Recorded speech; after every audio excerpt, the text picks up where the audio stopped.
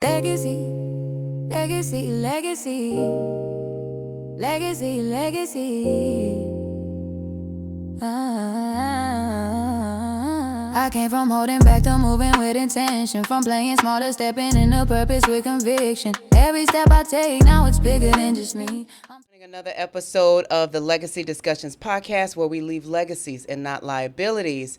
Today I am interviewing the great Ms. Janet Taylor Berry. She is an accomplished federal RFP, RFQ technical proposal consultant and workshop training professional with extensive experience working with multiple federal agencies, including FEMA, NASA, and the U.S. military. She has successfully secured over $900+ million in federal, state, and city contracts for small businesses, including significant awards such as a $90 million IDIQ contract for critical power infrastructure and a $72 million transportation contract.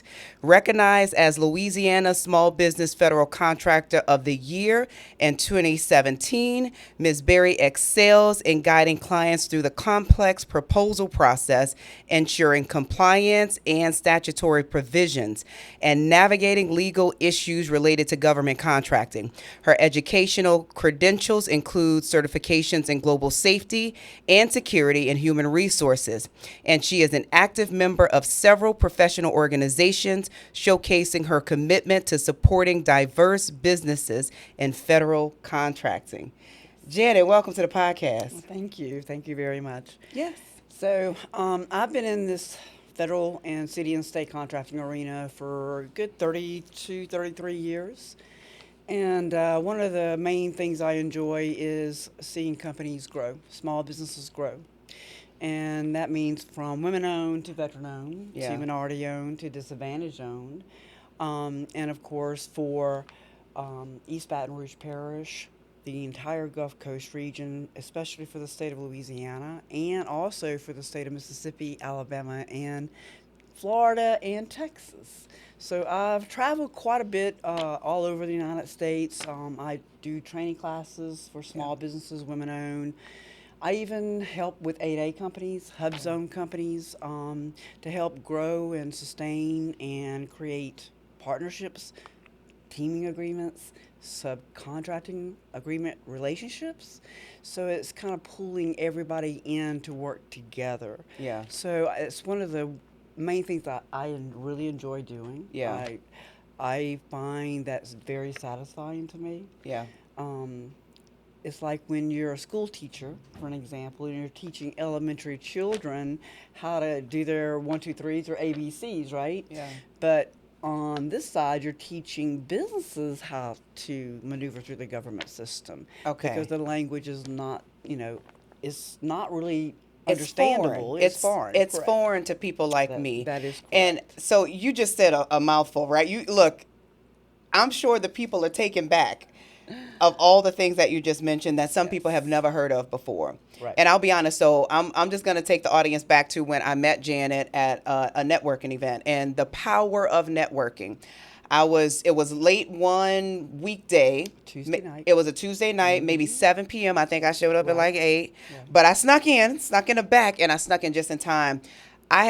Honestly, I did not want to go. I was tired. I was exhausted. But I'm so glad I went because I would not have come across you. I didn't know you. I just saw this petite little lady up there giving a presentation, and I couldn't write fast enough for all the things that you were saying. And the first thing that came to my mind is, I'm so glad I showed up.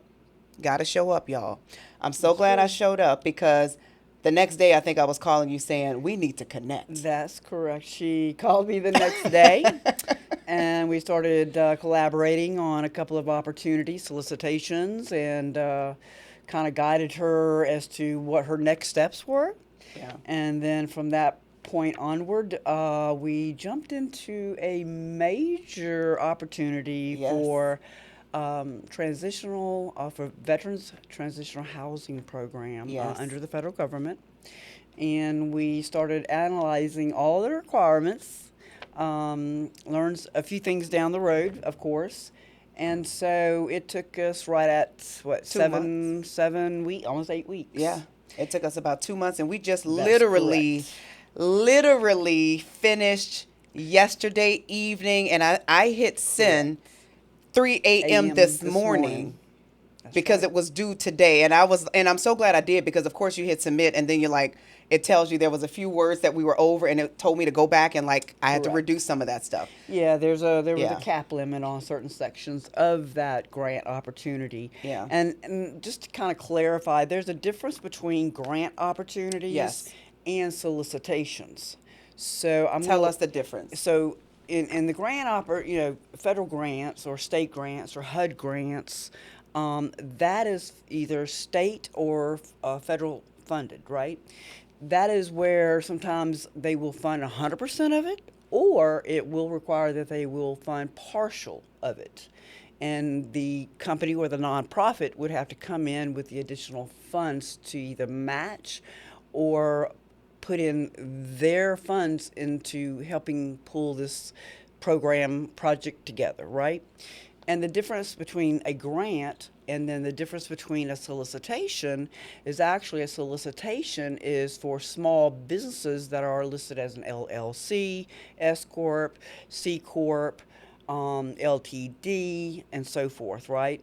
And that is for mainly, to be honest with you, that is where small businesses can go into the SAM.gov system and look for opportunities. You must be registered with a SAM.gov unique ID number and a cage code number, and you have to be active in order to submit a federal RFP or RFQ. And tentatively, there is documents that you have to analyze, a lot of forms that might be scary, but what I do is I kind of take that and simplify it for you and Yeah. to make it even simpler, easier for you to go after that opportunity. And then a lot of people don't understand that they think that the government's going to give them the money up front, but that's not the case. With a Solicitation. Correct. Okay. So you need to have some kind of financing, a line of credit to be able to pull upon, whether it's $25,000 or whether it's $250,000 or $500,000. You're going to have to be able to have that available funding or investors to be able to put that money out there to get you, if you win that contract, to get your feet up off the ground to float that contract for at least 60 to 90 days Before you receive the funds. before you start invoicing and getting the money from the federal government for your invoices. Then you go back and pay that line of credit off for your investors that invested, right? And their return. And then at that point, you're standing on your feet. Usually after 90 to 120 days, you're standing on your own feet, and Yeah. and you're not able. You don't have to pull upon that line of credit. Okay, you're now have the funds sitting in there. Yeah. Under an RFP or an RFQ, or Tell us what that means, if you don't mind. RFP is a request for proposal, which is a technical proposal, right? Volume 1 is the technical. Volume 2 is going to be your past performance. Volume 3 is going to be your pricing, okay? And under an RFQ, it's just a price quote. Yeah. It could be bottled water, pallets of water. It could be baby bottles. It could be for emergency disaster response, such as blankets, blue tarps for roofing.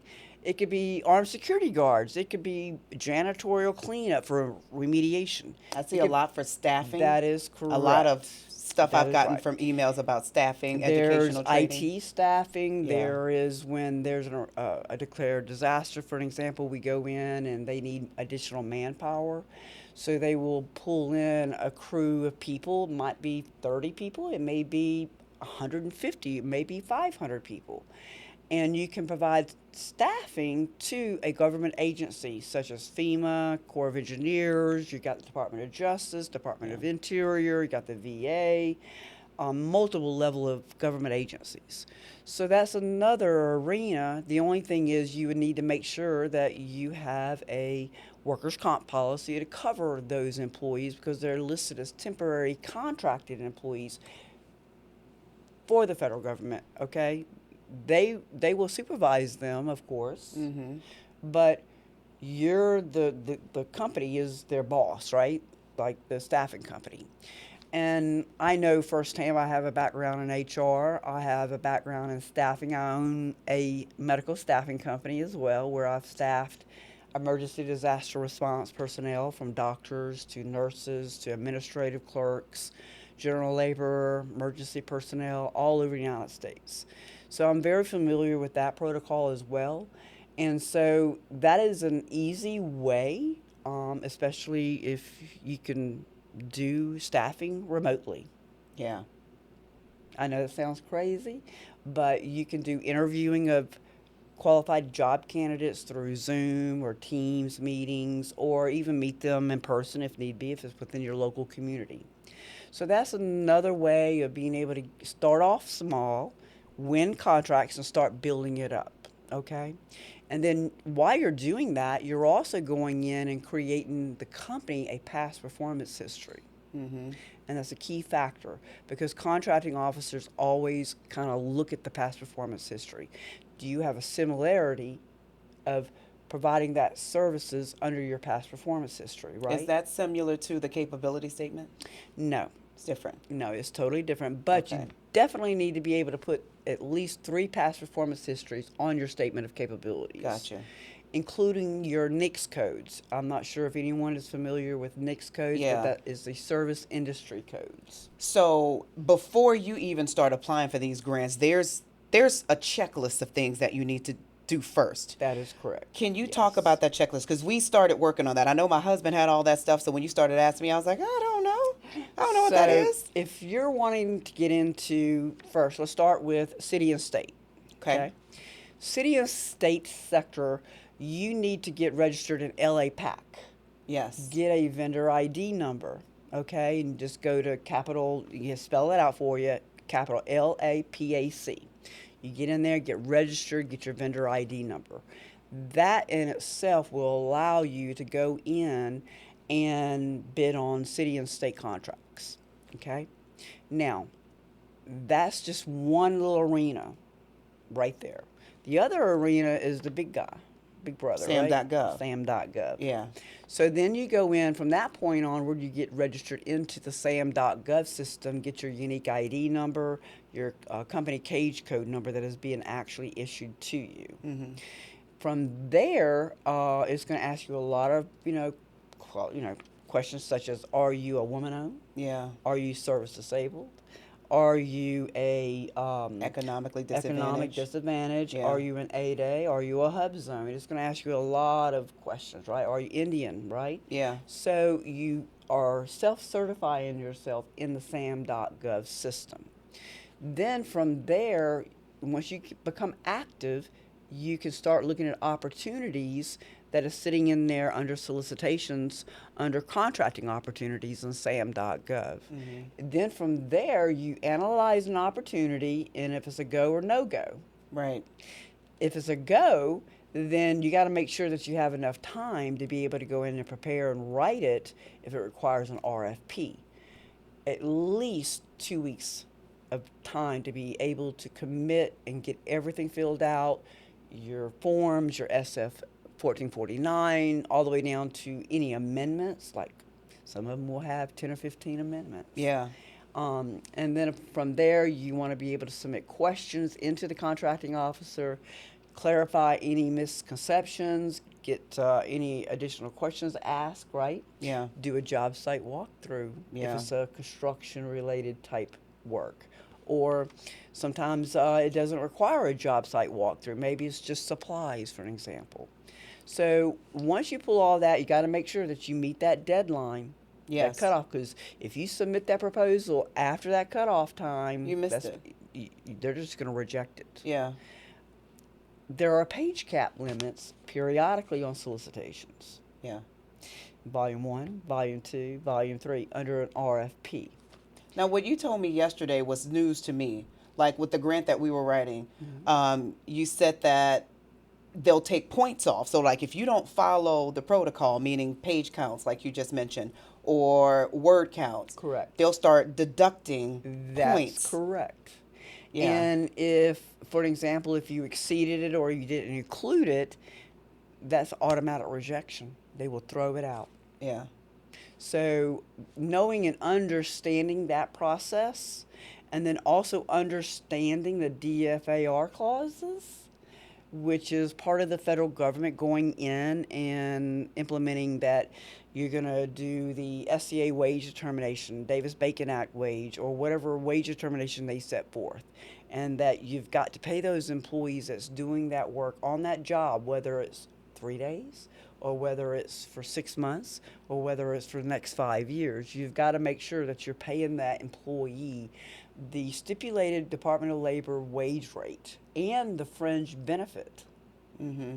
And if you don't, of course, they come back and audit you, you're going to have to go back in and retro back pay all those employees. And Yeah. Department of Labor can also put a penalty on top of each employee of up to $10,000.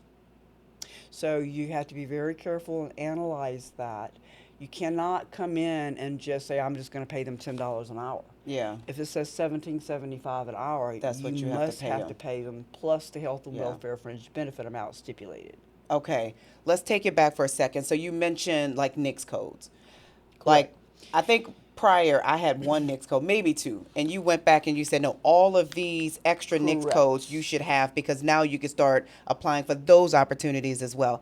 Talk about NAICS codes for a second. So the NAICS codes actually, to be honest with you, is a service industry code. That is what the city, state, and federal government utilizes to identify the services that that company provides. Yeah. Okay? Like, for an example, 561320 is a staffing NAICS code. 561320. Amazing that you know that off the top Well, of your head. we're with so many numbers, they just come to my head automatically. Just like for groundskeeping, for an example, or landscaping, that would be like 561720. Yeah. Okay? So in order to go in and find the correct NAICS codes for the services that you want to provide, you have to go to this website that the federal government uses, and that is www, and then capital NAICS.com. Yeah. You go to the search button, type in a keyword of what your company provides, and then you will find a list of all the NAICS codes. Yeah. You use those NAICS codes to go in and put that into your LA PAC profile, business profile, Yeah. and or the federal SAM.gov business profile. Okay?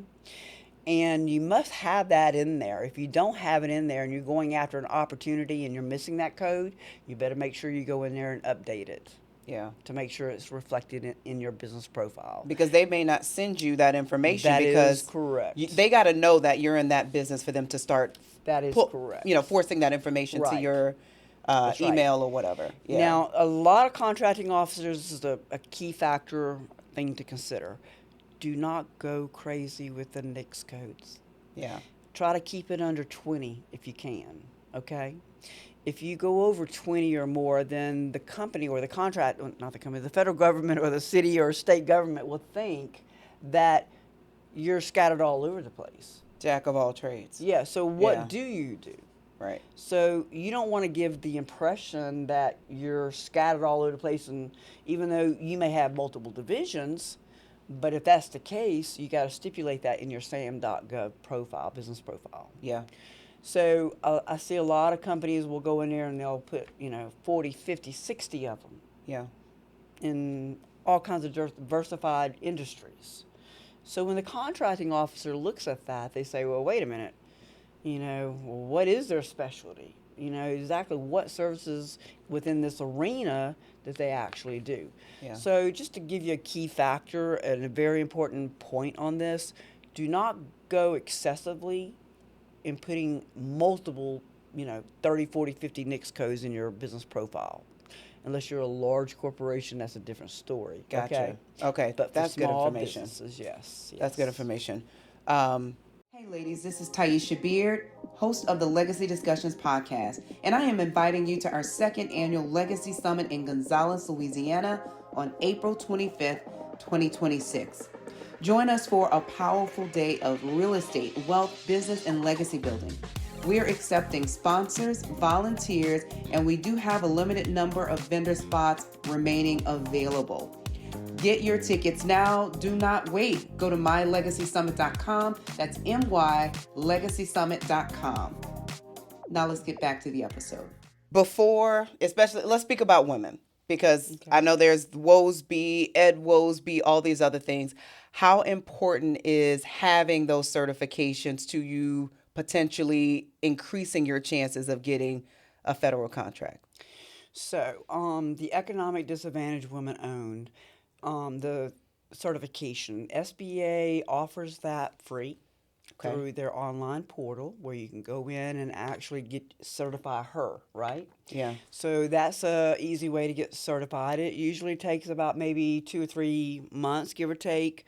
There's a lot of questions back and forth on the application online that you apply for, but it's very beneficial. Okay, they're kind of shifting gears, I should say, where before they would take self-certification, but 2 or 3 years ago they changed that whole portal up.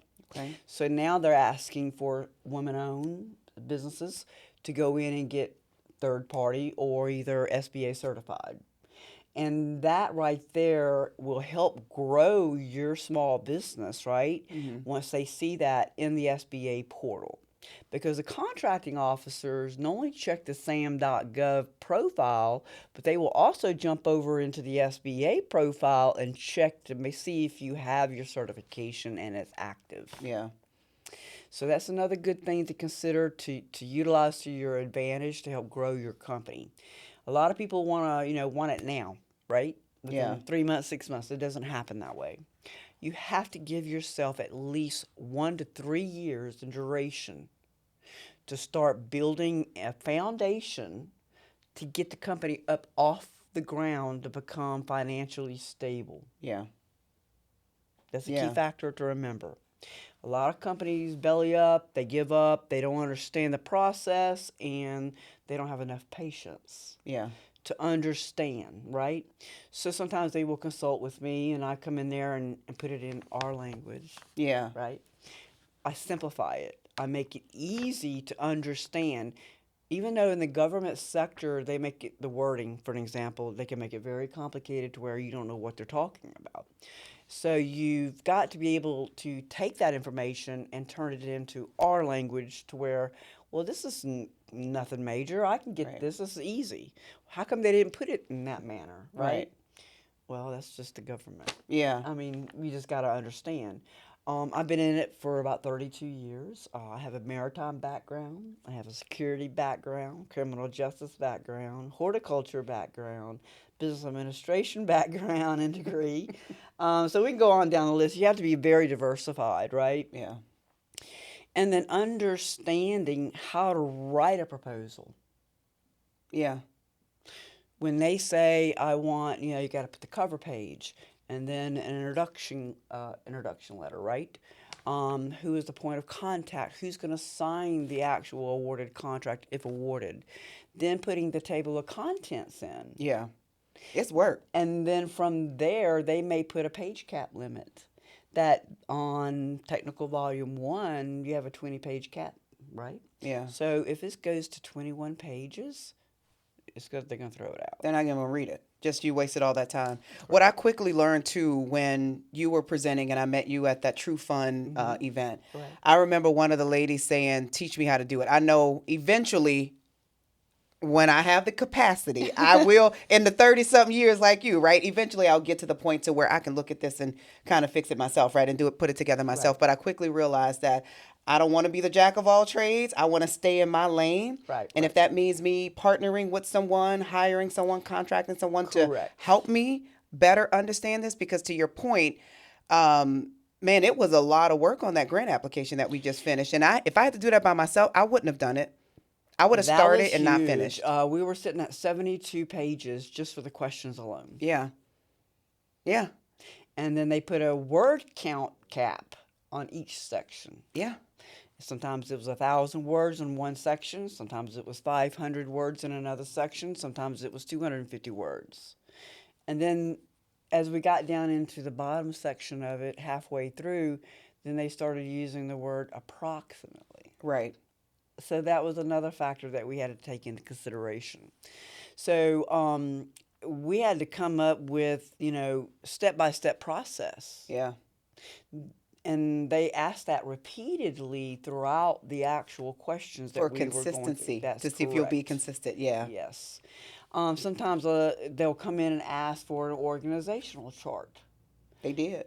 Exactly. They So did. in an organizational chart, when you're putting that into an RFP, not an RFQ, RFP, request for proposal, what you have to do is who is going to be your main project director or project manager or your general manager, and how does that flow down to your accounting, HR, credentialing people that processes background checks, to your safety and compliance individual. Then from there it goes down to another level to your supervisors, to your foreman, and then from there who is going to be in charge of logistics, right, to get the materials, the supplies, or transportation out to the people that are making the delivery and doing the work on the job site, right? So you have to list that to show the organizational structure. They want to see how you're going to do it, who's going to be in charge. They will even come back and state, we want resumes. Yeah. I'm going to give you a key factor.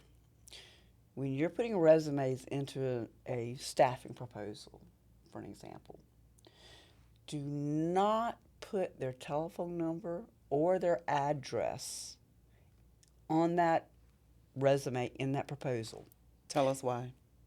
Because you will be shocked that they will take those individuals. I know it sounds crazy, but it does happen. I've had it happen to me as well.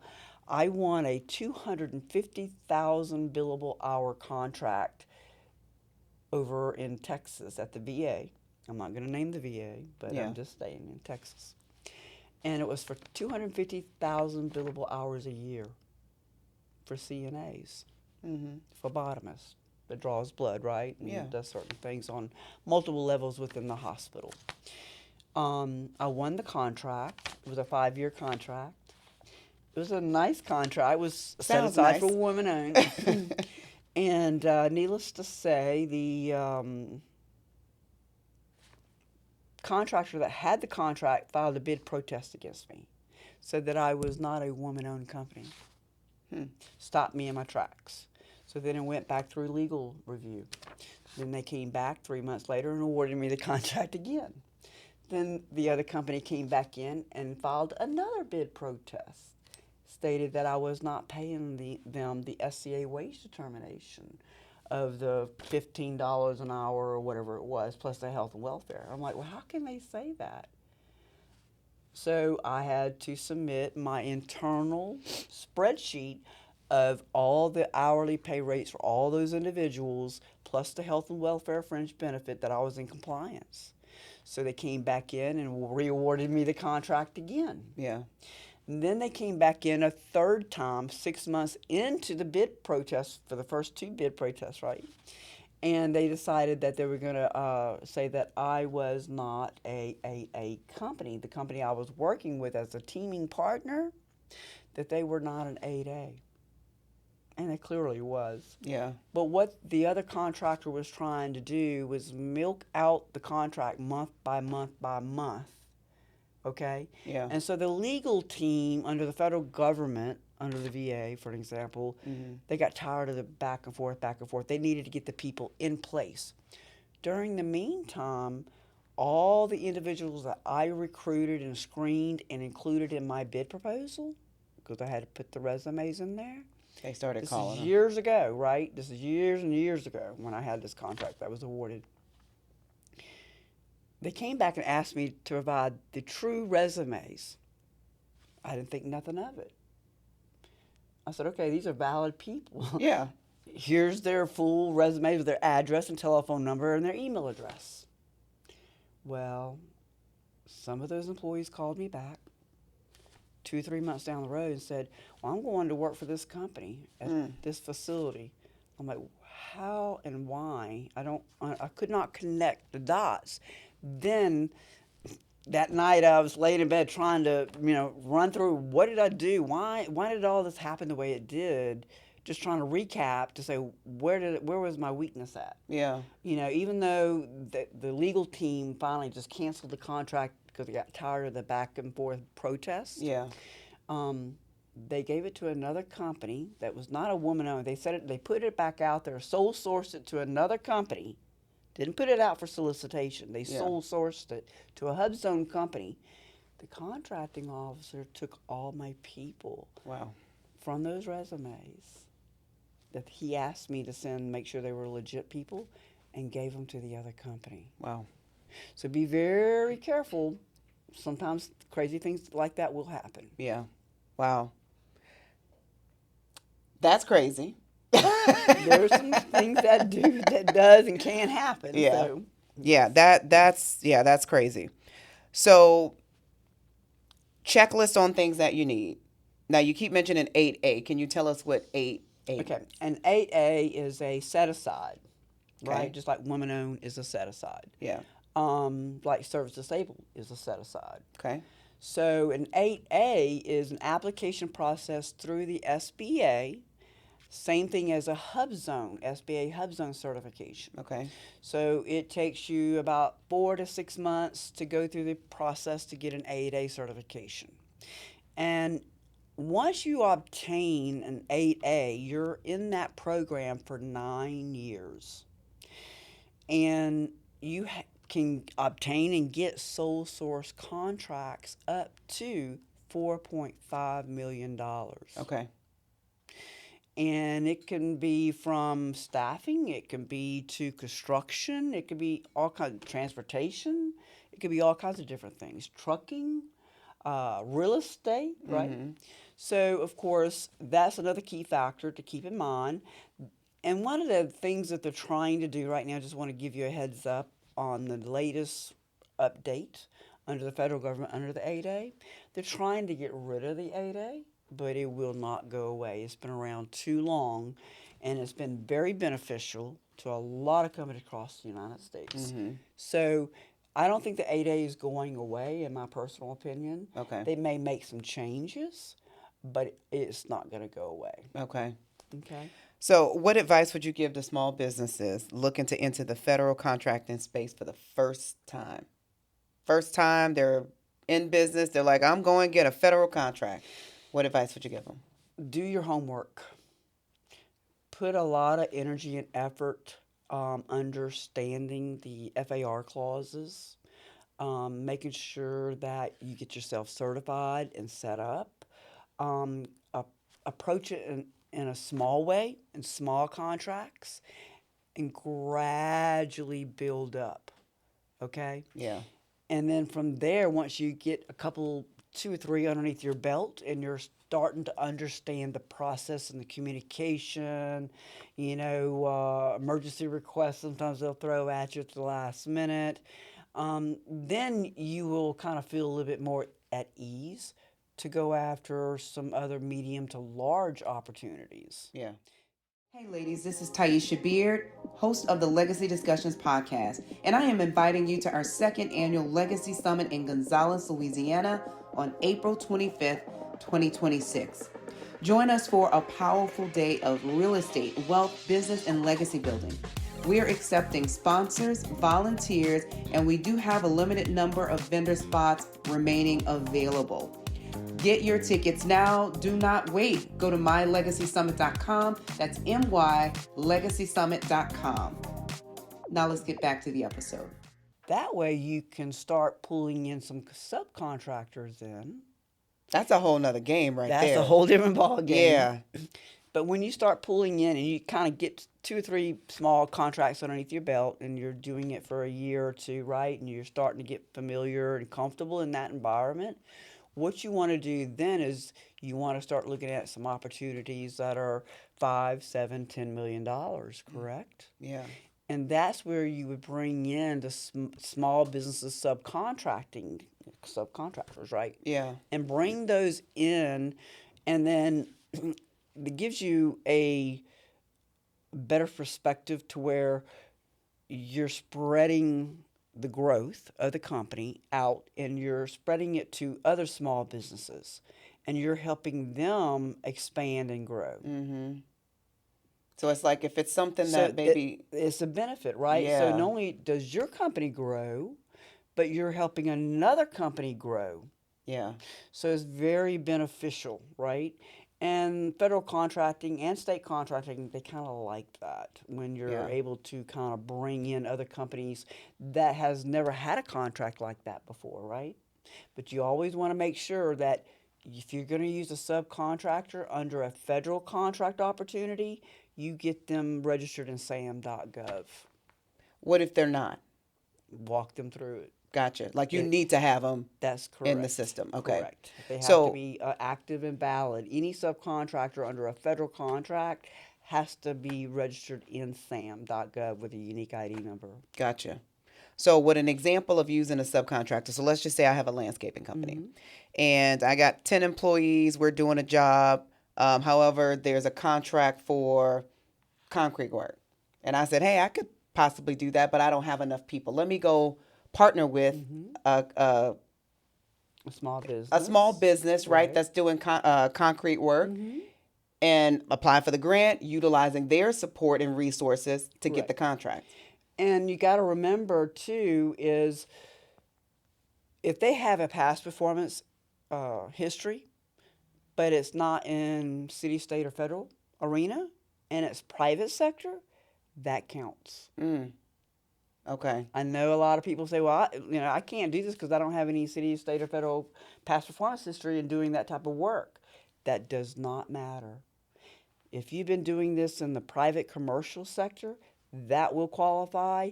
And you're writing an RFP and you're including that subcontractor with their company name, you want to include their past performance history. Interesting. And that right there is a proven factor, will help you be an evaluation factor that brings your scoring factor up. Yeah. Because you can score up to 100 points, right? And you've got certain sections that you get scoring on.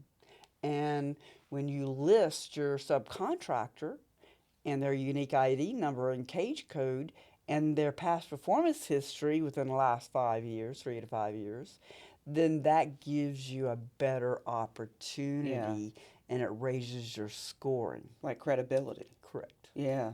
Amazing. Now, a lot of companies that are small, of course, goes in and some of the requirements will state, we want to see your financial stability. And you're like, well, how can I provide that? Do you want my profit and loss statement? And they say, no, your financial statement from your banking institution that says that you have been banking with them for X many years, right? And it has to be signed by the bank representative, right? And that you have, this amount of money in your bank account and you have a lot of credit of this amount. And it gives the federal government the fact that, hey, they've got stability. Yeah.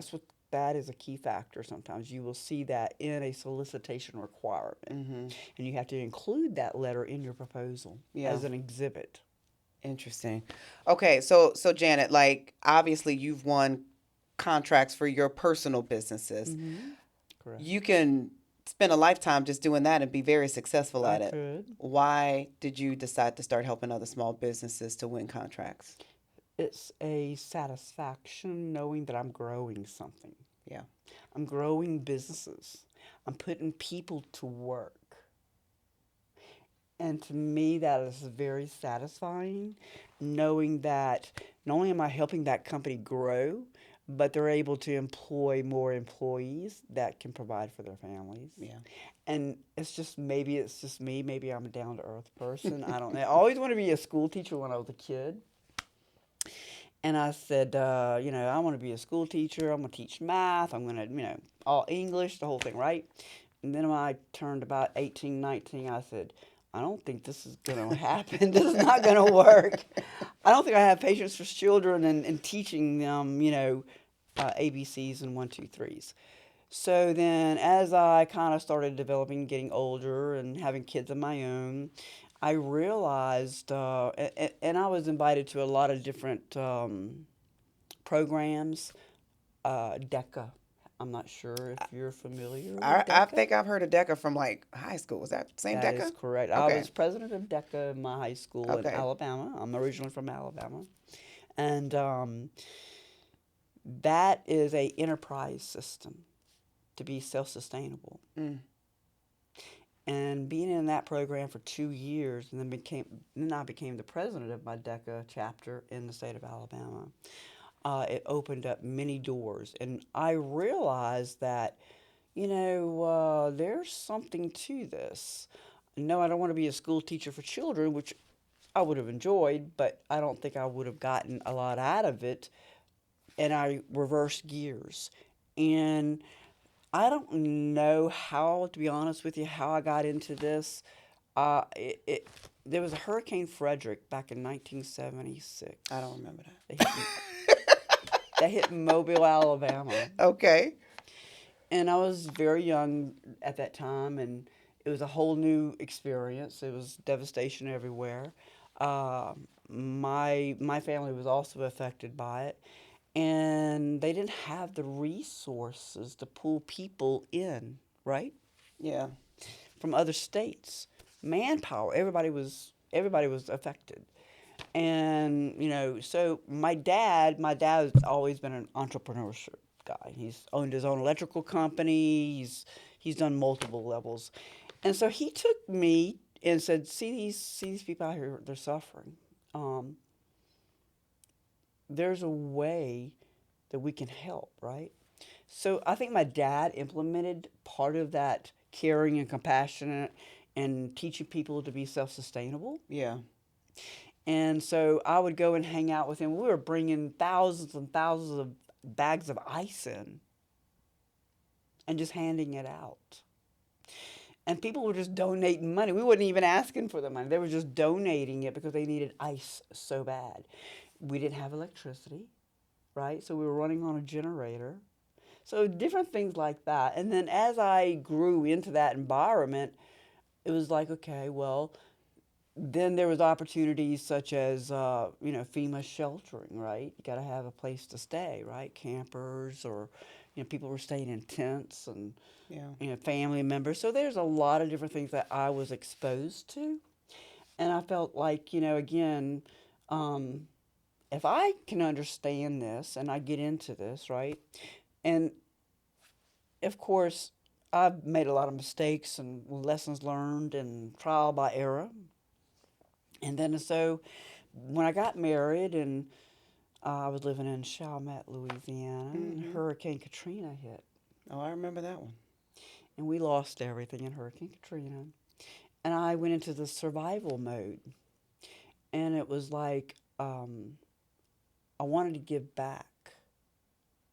I really did, but I didn't know how because there were so many people flooding the area. So what I did was I reached out to a company that I had known for a pretty good long time, and they were out of California.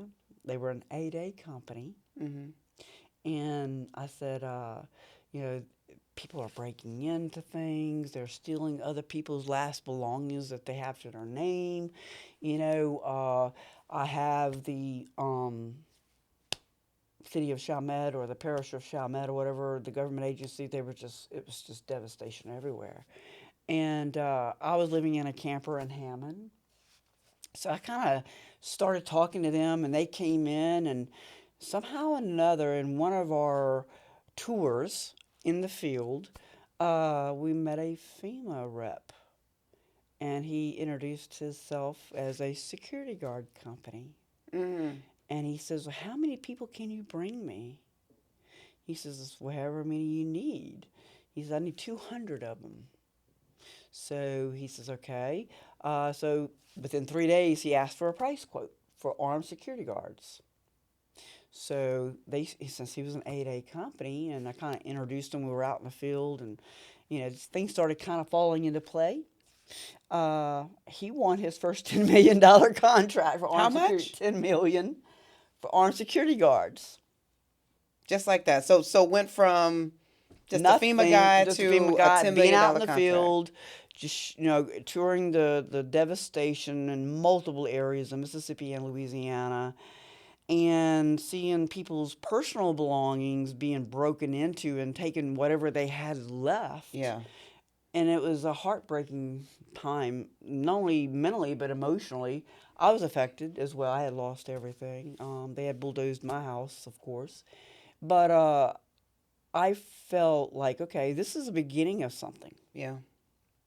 So I took that and we sat down and come up with a strategy, submitted it to FEMA, our person on the ground, boots on the ground guy, and the Corps of Engineers.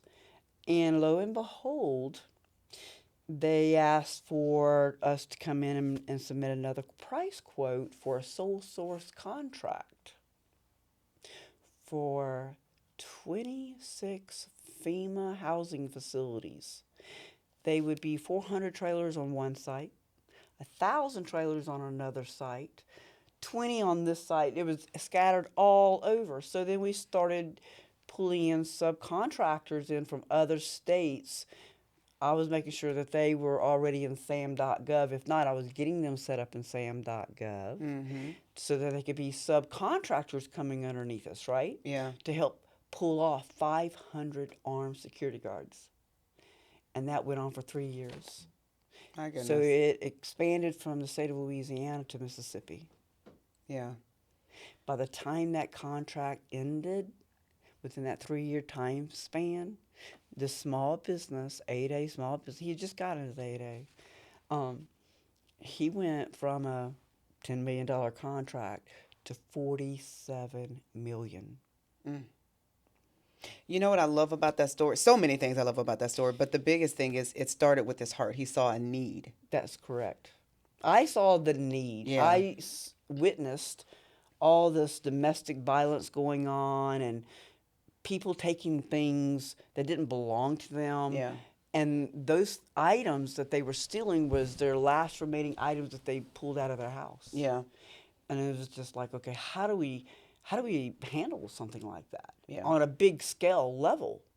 I mean, it was very disturbing that people would go down, but they were desperate. Yeah. It was survival mode. When you're in a desperate situation, Yeah. you will do desperate things. You go into survival mode, okay? And so I had to make some phone calls. I said, we have to fix this. I don't know how I'm going to fix it, but I'm a problem solver. Yeah. And that's how we addressed it. And next thing we knew, we were expanding. And within a short amount of time, in 9 months, from 10 million to, I don't know, it went to 17 million. Then they kept adding more to it. BPA, they kept adding more funding to the original contract and just kept expanding it. So, and we were able to pay a lot of people a lot more money than what they were making. And so they were able to rebuild their homes, their lives, put people to work, rebuild the local community. Yeah. So that was a very, very satisfying thing to me. Yeah. And then when that winded down, I took that. They transferred me to California to help start up 2 new companies. So that's how I got into the staffing world. Yeah. So I started staffing the state of California. I went in and got the SBA Hub Zone certification for the company, the Navy Seaport certification, multiple certifications. Then I just started using that to my advantage. And next thing I know, I had 81 federal contracts. Yeah. Federal. That's not state, federal. And we had generated where a $250,000 profitable small business company within the first 6 years grew to, I'm thinking at least it was 110 million there. Yeah. In a short amount of time. Yeah. You know what really drew me to you? Because I again, I'm going back to the time I met you. You were up there, you were giving so much information. You're so humble. I'm a country girl. And I love that about you. Like nobody would know all the information you know until you open your mouth and start talking. Then they're like, "Who is she? She knows a lot." I know quite a bit. Trial by error. Yep. And they wouldn't know the wealth you have, the people you've helped, all those things, because you're just Janet. And I'm just Janet. but then you go outside, and I saw that nice Corvette out there. Actually, the Corvette's my husband's, but that's the Jaguar out there. But I work hard for that car. Yes. It's a Jaguar F-Type. It's one of the last ones they made. And after all of these years of contracting, I decided to, before I get ready to retire, I decided to treat myself something nice. Good for you. So, but yes, a lot of people say, how do you take your stress out? How do you deal with all the stress and the deadlines, right? Yeah. I know it sounds crazy. You're gonna laugh at me. I'm an old woman, of course, but I race. Yeah. And that's my stress reduction. Yeah. On a track, not on the interstate. So I'm just being upfront and honest with you. It's a mind-focused thing to where you can kind of release, endorphins or whatever, and that's other people have other ways of relaxing. On a beach, which I enjoy that too. But me and my husband, we have a thing for cars, and we do a lot of foundation work for St. Jude. And for Children's Hospital. And so we enjoy that a lot. We like to take small children out and let them climb into the cars. And, during Mardi Gras, like we just went through. And, it gives them excitement, right? Yeah. So that's one of the satisfying things that I kind of enjoy doing. So this is the question that I ask all my guests. What does legacy mean to you, and what do you want to be known for? Well, my legacy is I want to be able to be known that I'm a go-getter. I like to grow things. So remember, I have a horticulture degree, right? But instead of growing plants, I grow businesses. Come on, business grower. So that's my legacy is I like to be known that I helped grow that local geographical region, whether it's in Louisiana or whether it's in Mississippi or Texas or Colorado or New York or Georgia or Florida. My goal is, my satisfaction, my legacy is I accomplished something that helped grow and put people to work, to provide for their families, and to help sustain the economy. Because the cost of everything now has skyrocketed, right? Inflation. Yeah. And I think about our kids, right? Our children, that, they are struggling to make money to make ends meet. I mean, because a one-bedroom apartment costs $900, $1,000 a month. And somebody that's making, $14 an hour or $15 an hour, they can't afford to pay their own way, plus their utilities and a car and insurance and medical bills or whatever, may happen, right? So that's one of the things is being able to not only mentor and teach businesses, but their employees. I come into businesses as well and teach people within that business, their administrative clerks, project managers, about how to oversee a contract that they won, whether it's city, state, or federal, and it helps them understand to be in compliance so that they don't lose that contract and they keep it going. Yeah. Right? So that's another beneficial factor. And that's my legacy is growing. I like to grow things. I like to grow people. Yeah. I like to see sustainability. And it's a satisfaction to me knowing that when I go to sleep at night, not only am I helping that company, but I'm also helping those employees of that company provide for their families. Yeah. That's beautiful. Well, I am so glad to have met you, and I know we're gonna be sisters for a long time. For a very long time. Yes. Yes. And I even asked you, and thank you for accepting, but you're going to be one of the speakers at the Legacy Summit. Yes, that because is correct. What you've done for me, I'm not a gatekeeper, and you're not either. Like if I know something and I know somebody's helped me, I'm sharing them with the people that mean the most to me. I'm like, hey, this is what you need. Here she is. You have access. Now you ain't cheap. And No, you I'm shouldn't not be. cheap. Hey, but look, you shouldn't be because you provide a lot of value and people have to be willing to sacrifice something to get their business up to that next level. Right. You know You what I'm have to saying? apply yourself. You have to. My thing is this: I am not super expensive. Where some companies, where I'm pretty sure you get emails all over the place, where hey, we'll write your proposal. We'll take a 3 or 5% commission off of the proposal. If you win it, you got to pay that company that percentage plus what you pay them. Right? I don't do that. Yeah. I just charge you a flat fee to write it, but I make sure that your chances and your majority that you're going to win it at least at 70%. Yep. And we're not talking ChatGPT. You told me Nope. throw that out. We're Throw not it out. using that.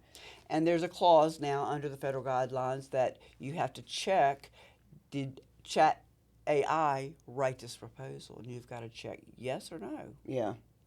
So that's a new thing that they're implementing that's now being changed Yep. because of AI. Yep. So you have to be very careful about that. You can use Chat AI, right? Put it into a document, Word document, but don't use the wording. You need to put it and rewrite it in your own words, but you have the template there in front of you. Yeah. But you have to rewrite it and put it in your own words. Yeah. That's a key factor there. A lot of people will just copy and paste. Don't do that. They will know. The federal government will know. They have these software systems that will tell you, yeah, this is a copied Chat GPI or whatever. Yeah. Yeah. And that's ever evolving. That is becoming the new norm. Exactly. And that's another thing too is what is it called? Deep. What is it called? Deep. What's that? Deep AI. I haven't heard that. Yeah. What is that? That's another platform of AI. Like it's like a chat, another Yeah, version of chat. Yeah, but it's even further. It's even more technical, advanced than some of the other chat systems that you see on Google or on Yahoo or whatever. Yeah. Gotcha. Wow. Okay. So I'm sure everybody's going to be looking forward to getting all the things that I got in our short meeting the very first time. And I know we've worked together over the last 2 months on a grant that we just submitted this morning. But I want people to get all of this information because to your point, I want people, their businesses to be set up for success. It's one thing of going out here blindly, just trying to figure it out, but it's one thing of positioning yourself. I'm one of those people, if I position myself for success, success has got to come. Because I believe that energy that you put out is saying, hey, I'm ready, God. I'm positioned. I'm ready. I've done the work. So now it's time for that blessing. But a lot of people are waiting to get blessed when they're not positioned. They haven't done the work. Yeah. You show people how to do the work to position themselves to get the grant. I simplify it. Yeah. It's not as complicated as what everybody would think that it is. Yeah. You just got to be able to take that information, analyze it, and then convert that into step-by-step process. Yeah. And that's one of the key factors is being able to, if you say, well, I don't want to write it, you write it. Well, then how are you going to learn how is the company or the owner or whoever is doing it, they're going to have to learn the requirements. Right. I just can't do it all for you. But it's a learning process, right? It's a step-by-step. There's quality control plans. There's safety plans. There's contingency plans. Mm-hmm. You've got to be able to understand that and put that into a proposal. Yeah. So that you meet all the requirements and that your rating score is 70 or above. Yeah. I'm just going to be straightforward with you. My other thing is being able to have the time, right? You can't throw a proposal together in 3 days. Yeah. Because it's a rush job. And you're not going to win it. Unless it's an RFQ. And an RFQ, remind me of that again? A request for quote. Request for quote. So you're just providing a quote and not a proposal. That's correct. Got it. Yep. Okay. That's correct. RFP takes longer. Yeah. RFQ is a quote. Got it. So you can get a price quote from a subcontractor in a day. Yeah. And then try to get your lowest price. And then you put your markup on that. Right? Mm-hmm. And then where do you need to fall in your competitive range to win that contract? Yeah. Interesting. Yep. Okay. Yep. All right. Well, I'm just excited about your presentation for Legacy Summit that's coming up April 25th, 2026. So, Jana, do me a favor because So Janet is not on social media, y'all. You're not gonna find her. I Nope. tried to find her. She told us today I'm not there. She's on LinkedIn though. Yes. So Yes. I love that because Janet is one of those people where if you know her, you know her. Word of mouth is everything, and she stays booked and busy because I've gotten on her calendar and she's like, yeah, I can't make that work. I got too much going on. So you can find her by referrals. Referrals, you're right. A lot of my clients come from the SBA, PTAC or Apex now. The new word is called Apex, it's not PTAC. Uh, Chamber of Commerce out of New Orleans, Chamber of Commerce out of Baton Rouge, the Louisiana Minority Association here out of the state of Louisiana, True Fund, Chamber of Commerce, Propeller.org out of New Orleans, Adele, London. So there's a lot of different resources, agencies that I work with in multiple states, and that's how those referrals come in. Yeah. I don't do a lot of marketing. I do have a web page. Yeah. It's www.myfedgov.com. You can find me there. And basically, I do training classes for a variety of large corporations, small, minority-owned, women-owned, veteran-owned. I do joint ventures, creating the agreements for joint ventures, teaming partners, right? I go in and get companies set up in sam.gov.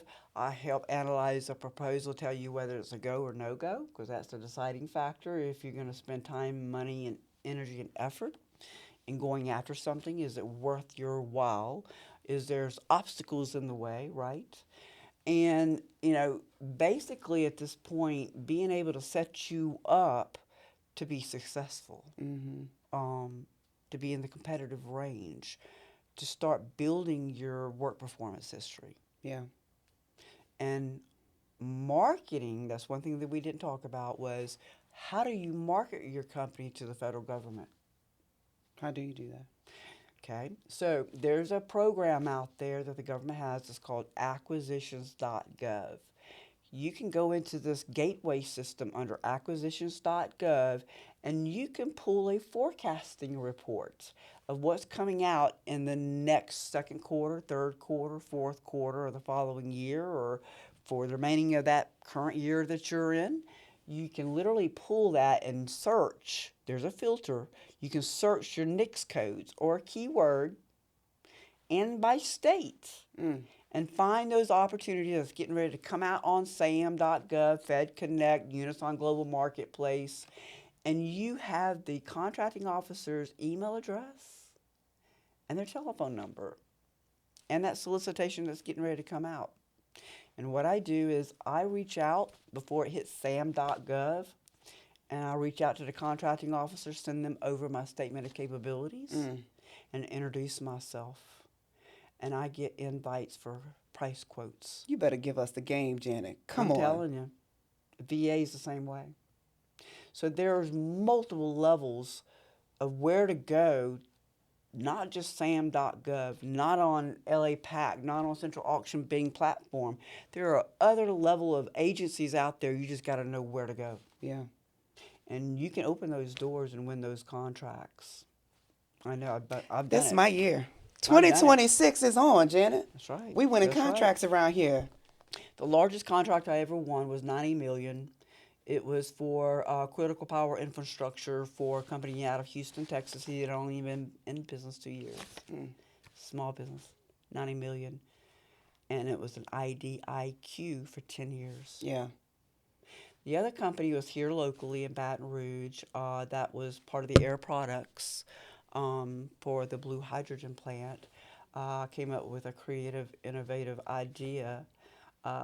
Instead of using 52-seater buses to transport 3,000 construction workers from Lamar-Dixon down to the river where they're building the hydrogen plant at, what happened was I came up with this creative idea. I know a lot of people all across the United States. I knew somebody that had just bought 11 double-decker buses that carries 84 people on each bus instead of 52. So I created a 300-page proposal. It took me 2 months to write it. We presented it to Air Products, and at that point, they loved the idea. They came in and did a negotiation with us, and then boom, we won the contract. Yeah. And they've been running with it ever since. Wow. So there's that partnership, that subcontractor thing. Wow. That's correct, yeah. Very beneficial, sustainable, and they're rocking and rolling and they're growing. Wow. Whew, that's a lot. I know. This was Quite a so bit. much good information, and I know a that lot. we've had our one-on-ones. I can just tell y'all, if you want more of this and you want to get an opportunity to shake Janet's hand and get her cell phone number like I do, I'm not saying she gonna give it to you, but being able to have that kind of access, I need access. Right. Then you want to get to the Legacy Summit. And Janet, just really quick in 20 seconds, look in the camera and tell them what you're going to be discussing at the Legacy Summit and why they need to be there. I'm going to be attending and being a speaker at the Legacy Summit in April. Yes. And actually, I am going to be speaking in reference to women-owned Yes. companies that wants to get into this arena to help grow their company and become sustainable. And the information that I'm going to be showing in this actual this event is going to be very hands-on, detailed. Bring your computers, your laptops. I'm going to walk you through it. Okay. Look, I'm going to be backstage because I'm sure, look, I'm one of those people, I'm going to take notes because there may be something I have missed the first time. Possibly, that's true, I want to that's make true. sure I got it all. Well, Yes. Janet, thank you so much. You're very You are welcome. Very, absolutely very welcome. amazing. Your heart is in the right place. You want to help businesses, and there's so many businesses that need the help and support when nobody just won't slow down enough That's to right. help them. So thank you for being that You're person. very welcome. I enjoy Yeah. what I do, and I'm hoping I can help y'all as well. And looking forward to seeing y'all in April. Yes. Okay. All right, y'all. So thank you again for joining another episode of the Legacy Discussions podcast, where we leave legacies and not liabilities, and where we win federal grants and contracts in 2026. I'm your host, Taisha Beard, and we will see you next time.